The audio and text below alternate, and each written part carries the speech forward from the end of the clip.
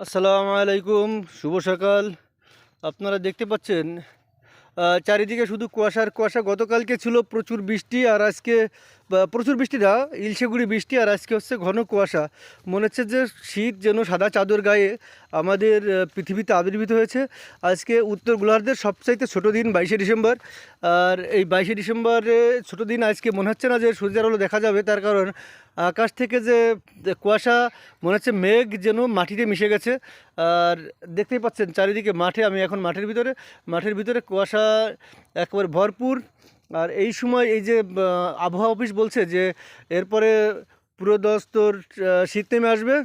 আর আপনার আমাদের এখানে অনেকগুলো খেজুর গাছ আছে। আমরা যেহেতু যশোরের কাছাকাছি বাসিন্দা, তাই আমাদের এলাকায় এই যে দেখেন খেজুর গাছ, এখন এটা তোলা হয়নি। খেজুর গাছে রস হবে। আর এই শীতের সময় যদি শীত না হয় তাহলে তো আসলে মজাটাই পাওয়া যায় না। শীতের সময় শীত আসবে, আমরা রসের পিঠা খাবো, ভাপাপুলি, বিভিন্ন রকম নতুন ধানের যে পিঠাগুলো হবে এই এই শীতের সময় হয়ে থাকে। এখানে দেখেন এই যে খেজুর গাছগুলো, এগুলো রস আসবে আমাদের। এটা হচ্ছে ভাঙ্গাল জাল, আমি ভাঙ্গাল পথ দিয়ে হাঁটছি। এখান থেকে কৃষক ফসল বাড়িতে নিয়ে যায়। আর আগে এটা ছিল মাটির সমান সমান, মাঠের সমান সমান ছিল, এখন এটা উঁচু করা হয়েছে।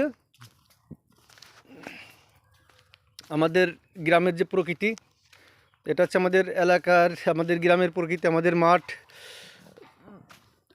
আজ মাঠ কিন্তু সাদা চাদরে ঢেকে গেছে, সাদা কাপড় দিয়ে মনে হচ্ছে কেউ ঢেকে দিয়েছে। প্রকৃতি আজ নিজ সাজে সেজেছে। শীতের যে আবহাওয়া, শীতের শীতের কলরব শুরু হয়ে গেছে, শীতের কলরব শুরু হয়ে গেছে। আমরা ছোটোবেলায় এই এলাকা দিয়ে খেলাধুলা করতাম স্কুল শেষে। আর আমাদের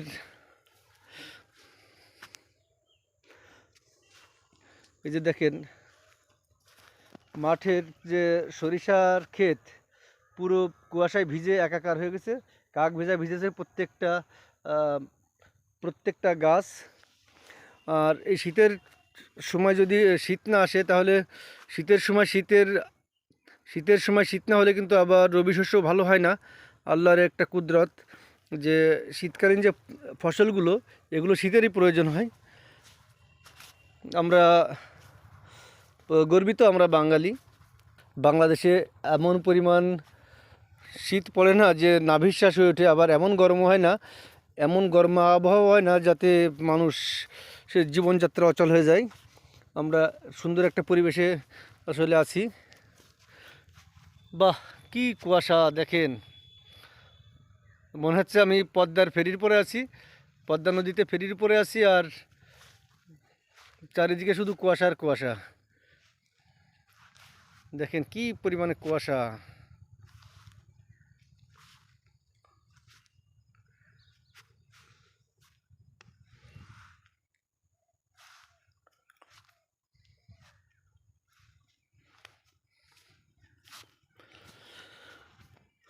বাড়িতে বাড়িতে পিঠা বানানোর ধুম পড়ে যাবে। চলে এসেছে নতুন ধান, নতুন ধানের পিঠা তৈরি হবে, আত্মীয় বাড়ি যাবে পিঠা। একটা আনন্দই আলাদা, পরিবারের সব সদস্য মিলে পিঠা খাওয়ার একটা আসলে আনন্দ আলাদা।